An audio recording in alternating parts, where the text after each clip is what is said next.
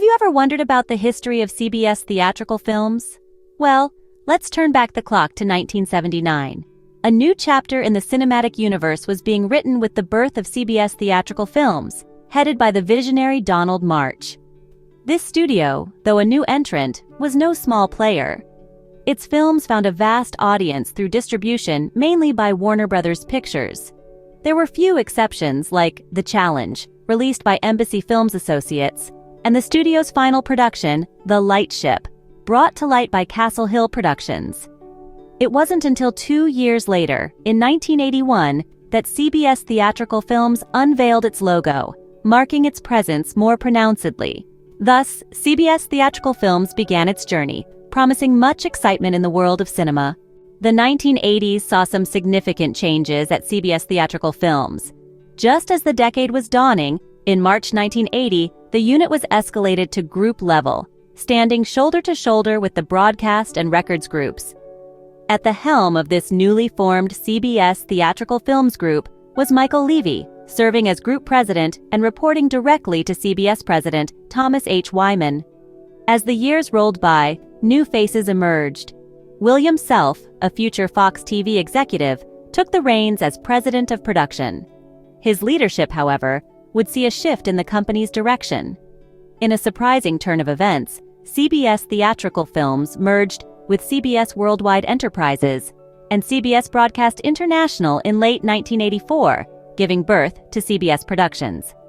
The following year, decision-makers at CBS Productions made the call to wind down operations at CBS Theatrical Films.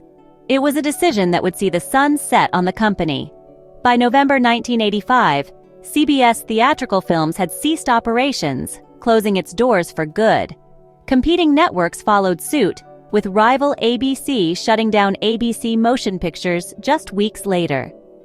By the end of 1985, CBS Theatrical Films was no more, marking the end of a unique chapter in film history.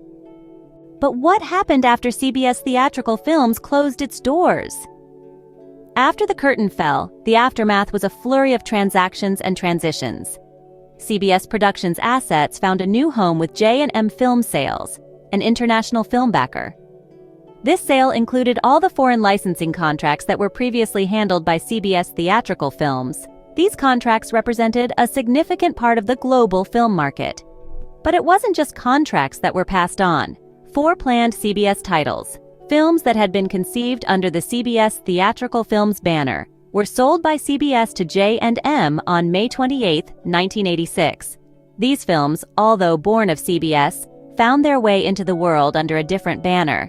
So while the doors of CBS Theatrical Films may have closed, its impact didn't end there. The films it conceived, the contracts it brokered, and the changes it brought to the industry continued. Even though CBS Theatrical Films may no longer be with us, its legacy lives on in the films it helped bring to life. So what have we learned today? The tale of CBS Theatrical Films is a fascinating one. Born in 1979, it ascended to the heights of cinema production, only to shutter its doors in 1985. Its legacy, however, lived on in the aftermath, with its assets sold to international film backer J&M Film Sales. The threads of its story are woven into the fabric of cinema history. That's the fascinating, albeit short-lived story of CBS Theatrical Films. Until next time, keep exploring the intriguing world of cinema history.